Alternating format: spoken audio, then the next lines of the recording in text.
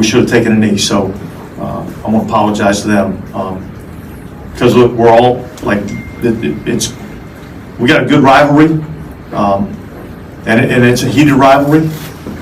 But there's a way we go about doing our business, and I wasn't happy about that. Moments later. We should have taken a knee right there. They asked me about getting Jamal a touchdown at the end. I said I wanted to take a knee. We put victory out there, and the guys kind of wanted to get him a touchdown, and they did that on their own. Is there no way we can get rid of him? Not without cause, Michael. I have cause. It is because I hate him. All right, Dennis Allen, what a way to embarrass yourself. Again, now you just coached your team into a pathetic loss against the pathetic Panthers. This is Sports Guy Talking that you guys are watching and listening to.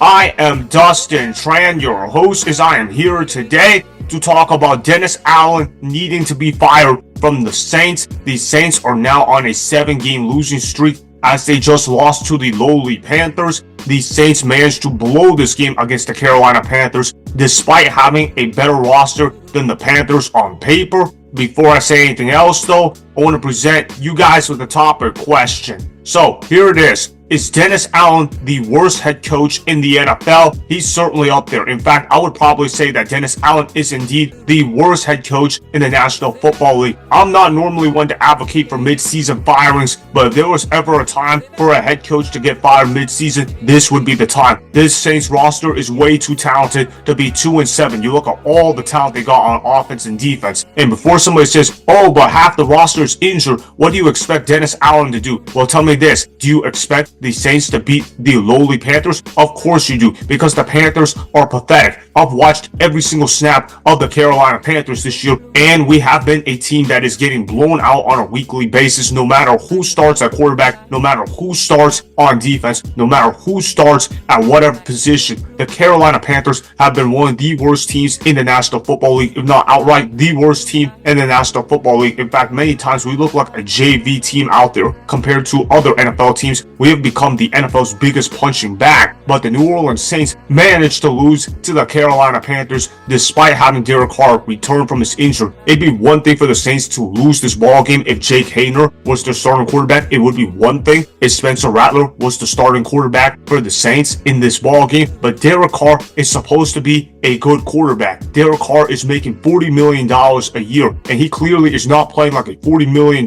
per year kind of quarterback. Derek Carr is not playing good football right now. Derek Carr has been in a slump. I'm not saying Derek Carr costed the Saints the game, but he certainly didn't help them win this ball game. And when you're getting paid $160 million over a 4-year stretch in that contract, you are expected to win these kind of ball games in comfortable fashion. They had Alvin Kamara, who ran the football effectively. He's a superstar running back when healthy. And Chris Olave is a talented player. Yes, I know Chris Olave, he got injured in the ball game. Hopefully everything is okay with Chris Olave. It's rather unfortunate. But just because you lose Chris Olave in this ball game, that does not mean the Saints have the right to lose this ball game to the Carolina Panthers. They lose this game by 1 point. They lose it by the score of 23-22, and the Saints did not play good football late in the game whatsoever. I thought the coaching of Dennis Allen was very poor. I thought he played way too conservative, especially towards the end of the fourth quarter. I did not think that his team played to win the game. I thought his team played not to lose the game. And the oldest saying in football is that if you're playing not to lose the game, guess what? You're going to end up losing the football game. It's no different than when you ask out a girl, right? When you like a girl, what do? You go up, you talk to her, and you shoot your shot. Whatever happens, happens. That's how you're supposed to take that kind of approach. Obviously, the guy that's going to be scared and beta male, well, he's not going to end up winning the battle of getting the girl, is he?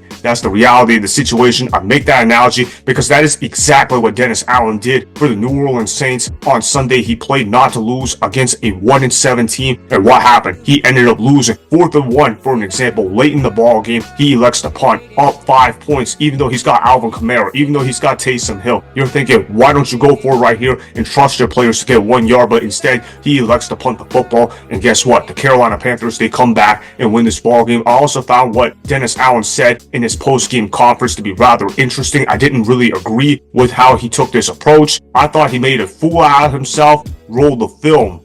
I got to be better for our guys, and here's what I'll say. I'm going to keep coming in every day and fighting my ass off, just like I have every single day that I've been here, and I'll just keep doing that. I know we've asked someone questions to this, but Do you feel like now you kind of have to fight for your job? Like, I feel like I'm going to come in and try to do the very best job I can every single day. That's what I've always done.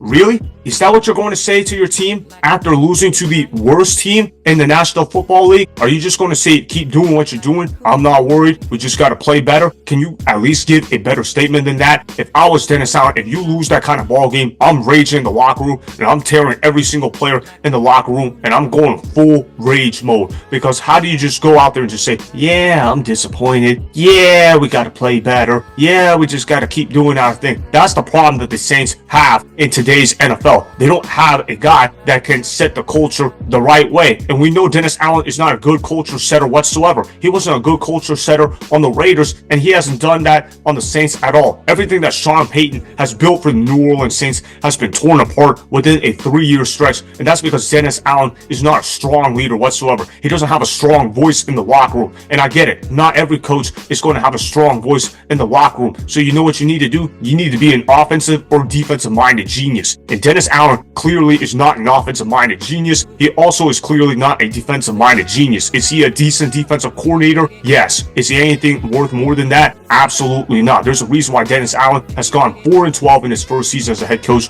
4-12 in his second season as a head coach. Then he ends up going 0-4 before he gets fired by the Raiders. That was a horrible tenure, but some people say, you know what? We're going to give Dennis Allen a pass because the general manager of the Raiders was horrible, which, okay, fine. The Raiders GM wasn't even good at that time anyway, so the Saints, they give him another opportunity to be a head coach years later down the road. And what happens? With a stacked roster, he goes 7-10 in his first season. Then with another stacked roster, he goes 9-8. And now that the roster is no longer stacked, they're 2-7 right now and are probably on pace to win 4 games this season. And they've become the laughing stock at the NFL. The Saints have turned into the Aints of the NFL. They're starting to look like what the Saints were before Sean Payton and Drew Brees came into town. The Saints are a laughing stock. When you lose to the Carolina Panthers in the fashion that they did, that is completely unacceptable. The Saints outgained the Panthers in pretty much everything. First downs, total yards, turnover battle. They didn't even lose that as well. And they still managed to lose this ballgame because they couldn't make the key plays when it mattered most. And they often played not to lose instead of playing to win the game. If you put Mike Vrabel on the New Orleans Saints right now, they would probably be a playoff contender. How do the New Orleans Saints have the same amount of wins as the Carolina Panthers when you got Cam Jordan, when you got Demario Davis, when you got Marshon Lattimore, when you've got Tyrann Mathieu, when you got Chris Olave, when you got Alvin Kamara, when you've got Taysom Hill, you've got that Shaheed guy, and you got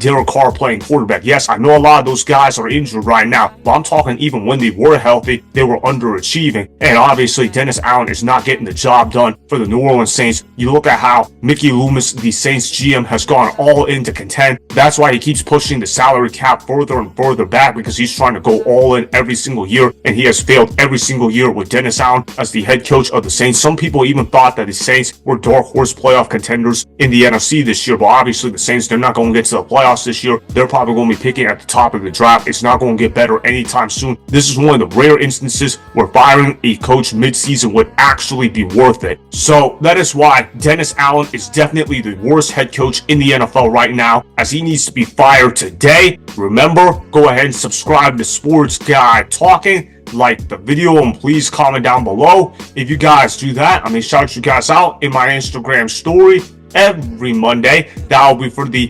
@DustinTran Instagram account. Make sure to follow me on Instagram @DustinTran and at Sports Guy Talking. Also, go follow me on Twitter @DustinTran. Again, go ahead and do those things that I just told you guys to go do.